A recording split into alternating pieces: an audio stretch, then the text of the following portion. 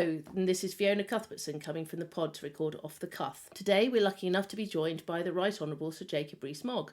Sir Jacob grew up around politics as his father was the editor of the Times, but before he came to Parliament he had a successful career in the city, working for a number of investment management companies before setting up his own, Somerset Capital Management.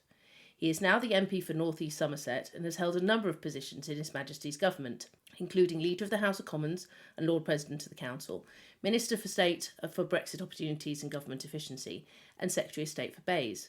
However, he's also spent time holding the government to account as a member of the European Scrutiny Committee, the Procedure Committee, the Speaker's Advisory Committee, the House of Commons Governance Committee, the Treasury Committee, and as a member of the Committee on the Future Relationship with the European Union. He is a conviction politician and happy to stand on those principles he believes in even when under pressure, making him one of the most interesting people in the Commons today, where many just fit a type. So, Sir Jacob, it's lovely to have you here. Oh, no, it's very kind of you to invite me on. I'm delighted to be with you. Thank you. Brilliant. Well, first of all, can you tell us a bit about your political journey and what led you to want to be a member of the House of Commons? Well, as you point out in your very generous introduction, my family was political. My father was very interested in politics and stood for Parliament himself. So politics was always part of the family conversation. And as I grew older, I realised that one could get involved in it and that there were things that you can do, and that I hoped to be able to make a political contribution. It's also exceptionally interesting. So it's both a feeling that opportunity to do something beneficial to society, but something that interested me very much as well. Yes, absolutely. So as a constituency MP, your constituents can raise a number of local issues with you. So what do you find comes up most locally? Well, it varies. There are different reasons why people get in touch. So there are people who get in touch because there's a campaign going on about some national issue, and you get emails about that from people who subscribe to particular campaign groups. You get people who write into you because they feel very strongly themselves and write an individual letter that is not to do with the campaign group. And then you get, particularly coming to surgeries, people whose interactions with the state aren't working for whatever reason, that there may have been a mistake by a government body of any kind. It could be in welfare, it could be DVLA, it could be HMRC, it could be the health service. Something's gone wrong in the delivery of a public service, and they need your help as a member of Parliament to put it right. And that's the individual work of seeking redress of grievance that a constituency MP has. And I think it's very important because you can put things right for people by highlighting what has gone wrong. Yes, totally. And also, as I said in my introduction, you've held a number of positions in government and sat on a range of parliamentary committees. Which of those roles do you think has made the most difference? I think as a government minister, you are making decisions, but you're making decisions in a very narrow field. So if you have a specific responsibility in government, you will be able to decide to follow policy X rather than Y. If you're the minister in charge of a bill, you will be able to decide on clause X rather than Y. But what you won't be able to do is to change the whole collective agreement of the government. That belongs pretty much exclusively to the Prime Minister, to some extent the Chancellor. So in your area, you can do something significant.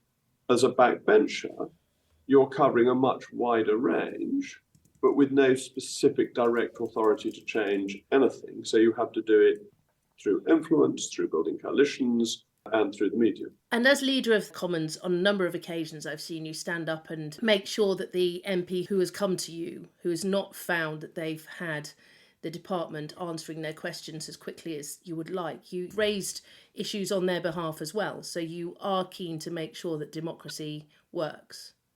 The Leader of the House is an unusual role in government because you are both the representative of the government in the House on a weekly basis of business questions and in the organisation of business, which is a government prerogative, but you are also the representative of the House to the government, so that if a member says, I haven't got an answer to my letter, it is very much your job to go to other ministers. And indeed, when there was a particular problem, I went to the Cabinet Secretary to say there is a backlog of responses to members who have a right to answers on behalf of their constituents, and this needs to be improved.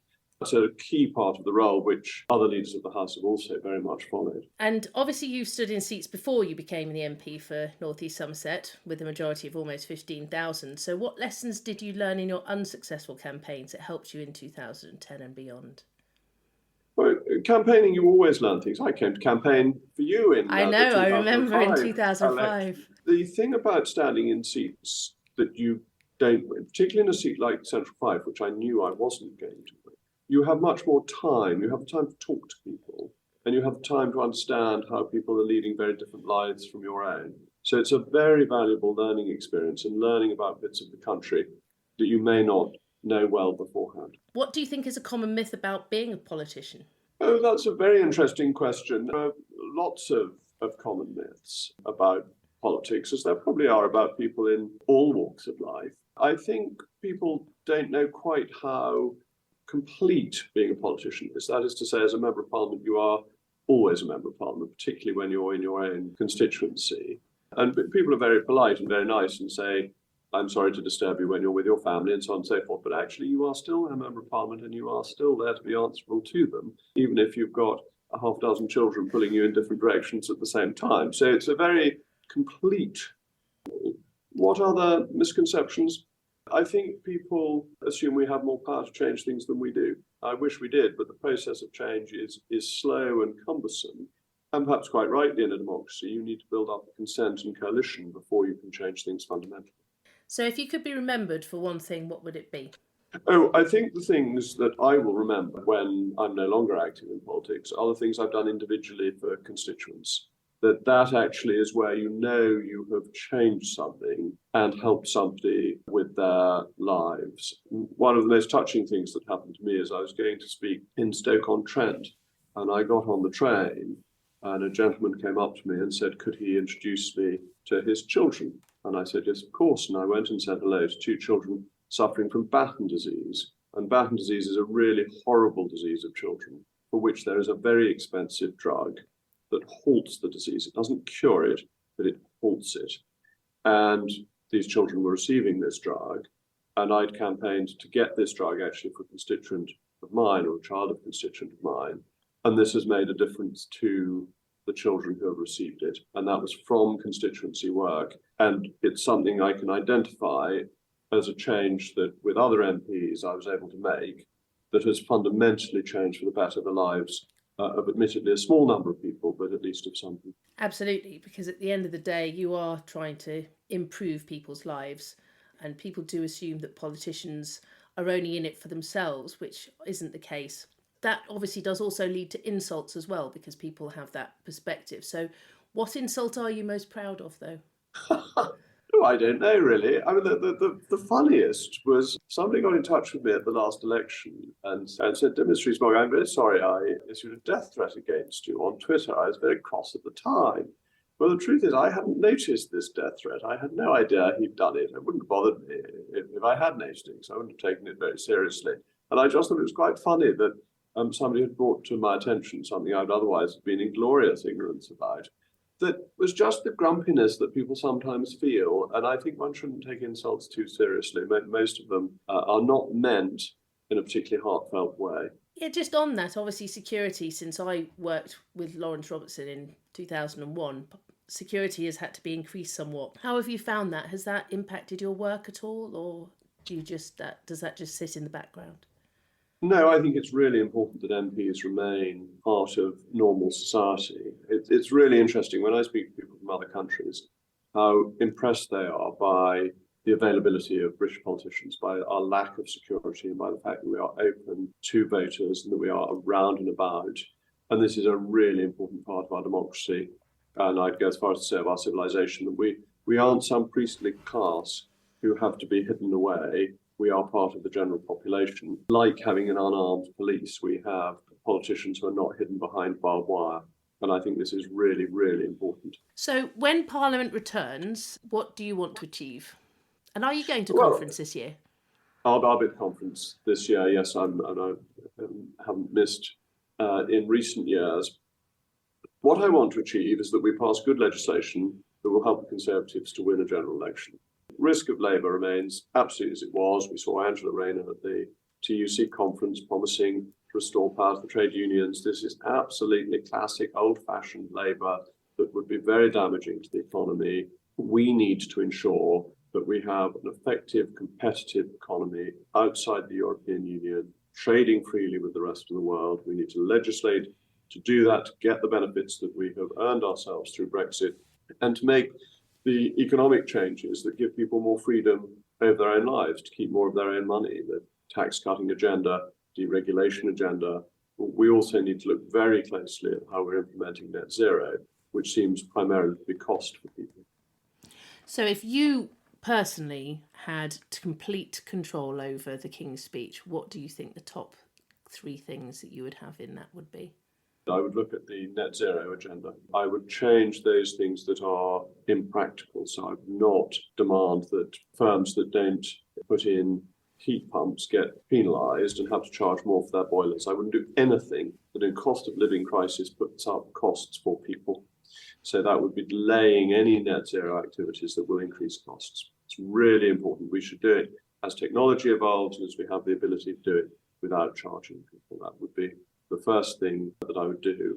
The second thing that I would do is look at the opportunities within the budget for cutting people's taxes, but that needs to be matched with expenditure cuts. We are spending too much money. When I was in government, we had proposals saving £6 billion on reform of the civil service. I would like to make sure that happens. And actually, I would then abolish inheritance tax. I think better to abolish one tax outright than to make fiddly little measures that nobody notices. And the third thing that I would like to see us do is that we should legislate to remove tariffs on goods coming into this country, that we should go for one-way free trade because that lowers the costs for consumers, and we are in a cost of living crisis. So I'd get rid of all protective tariffs, though with some staggering for some of the agricultural tariffs, because I don't think our farmers could cope overnight. Sounds good. So, as a Member of Parliament since 2010, you have spent your entire parliamentary career as part of the governing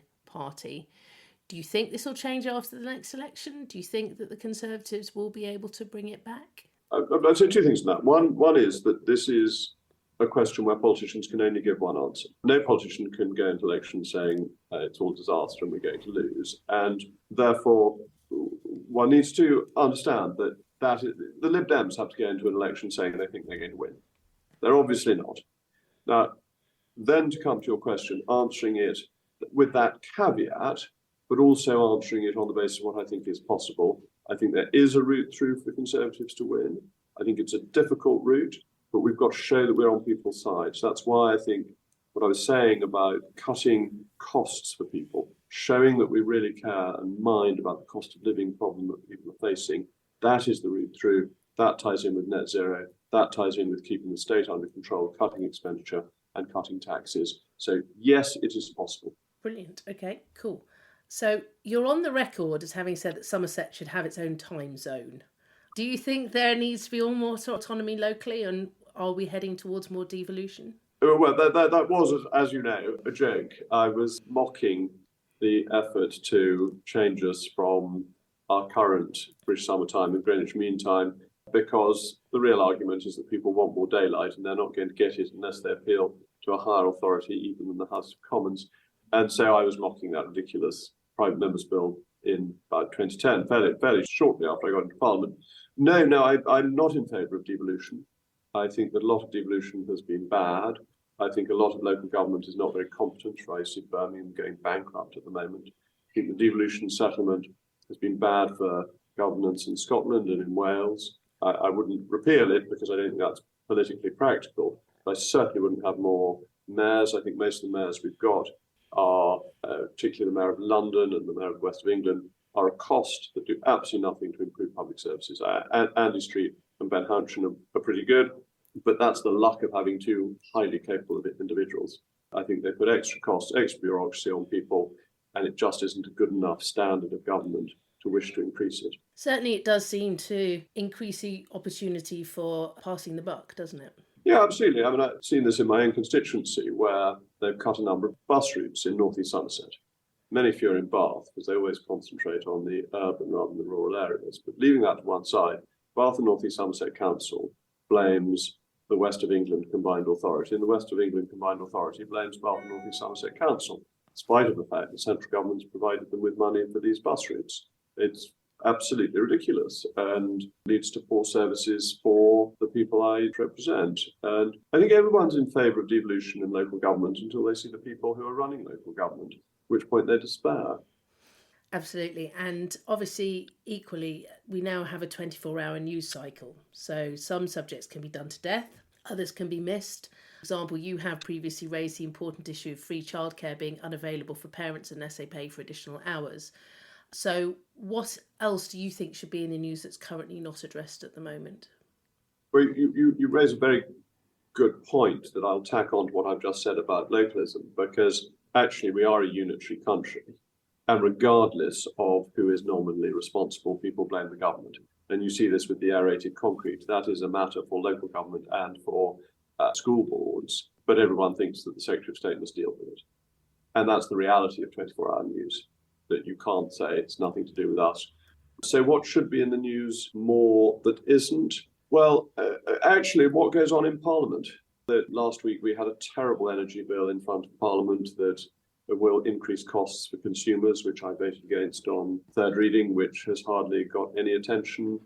Yesterday we did the online harms bill, which is a very difficult bill because its aims are worthy, but is it the right way of doing it? If people knew what was going on in Parliament more and thought about the changes that were coming through, we might get better legislation. I was going to say, do you think that we have a lot of bad legislation? I think we do. I mean, I think we get too much legislation, and we get legislation that starts years ago, it gets into the system, and then it just goes through the sausage machine without anybody really particularly wanting it. I think that's true of the energy bill, that it started, its origins were probably when Alok Sharma was Secretary of State. And then it's passed through a number of Secretaries of State and a number of Prime Ministers, and finally it's had its third reading in the House of Commons, but it's dealing with problems that we had some years ago rather than problems that we've got today. What do you think about the fact that obviously with a change of Secretary of State, you can get a change in the focus of a department? Do you think that impacts legislation in the way that the system pushes things out? Yes and no. It will change it at the margin, but that if you are an incoming Secretary of State, you've got a slot for a bill, you can't change it fundamentally, because otherwise you lose the bill altogether. So you'll be saying, well, there's 60% of it I want, there's 40% that I don't want, I can probably change 10, 15%, and I can't do much more than that. I mean, I actually had this as Leader of the House when the Secretary of State changed over the weekend. The new Secretary of State didn't like the bill that was about to be approved to go into Parliament, wanted to change it fundamentally. Downing Street wanted the bill. The bill went through with a few changes. So it's a slightly complicated picture. So what do you think the world is going to look like in 5 years' time? Do you have a positive feeling for it? I expect it'll still be round. I think making long-term political predictions is a very dangerous business. They're always wrong. They're quite fun, but they're always wrong. Yes, absolutely. No one could have expected COVID. No, quite. Or I suppose we might have been able to predict Ukraine after 2014. Sometimes one misses what's staring you in the face. But very often the problems that people forecast don't happen. And the things that people think are very unlikely do happen. That's just the way of the world, I guess it is. Yeah.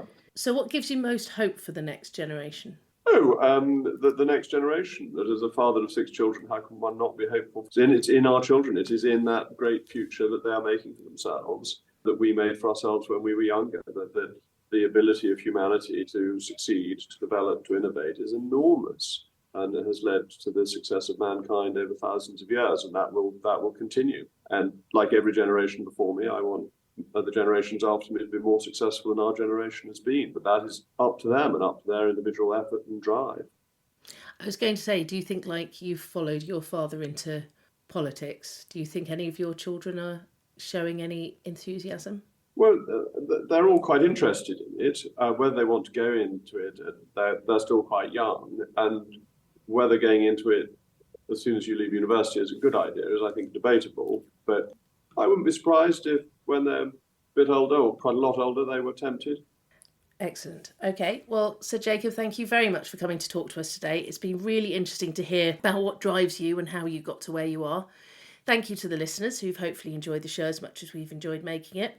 If you've any questions regarding the podcast today, please feel free to comment. If you think it's worth coming back, please like and subscribe. If you feel you need something to tide you over to the next podcast, please buy my book Party Games on Amazon. And on that note, I'll see you next time. Hope you have a good week, one and all. Sir Jacob, thank you very much again.